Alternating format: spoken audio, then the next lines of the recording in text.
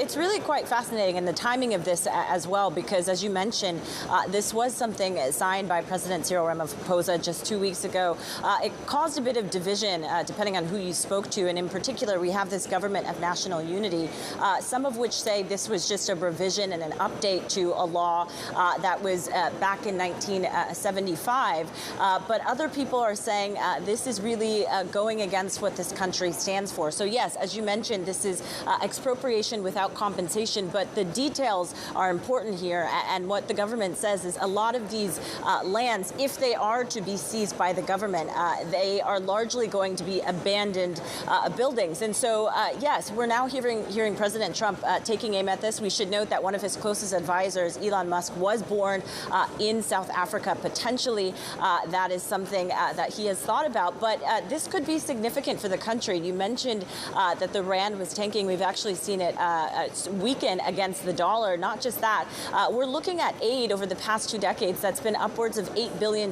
So this could be significant for the country, not something that Cyril Ramaphosa necessarily wants to hear. We're actually hearing from South Africa's foreign minister specifically about this and saying that the Expropriation Act is not exceptional, as many other countries have similar legislation. And he's saying that hopefully the U.S. uses this time instead to investigate and look into what this law is actually doing before acting too quick. But yes, a bit of trumping a lot of the news that we're focused on here is the potential for this rescinded aid and also the tariffs, Tom.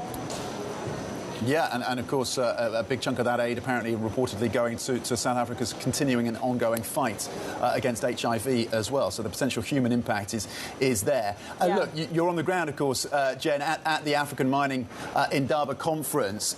What is the reaction there on the ground when we weigh up, of course, the commodity space and the reaction amongst leaders within the minerals and commodities and mining space to these tariffs?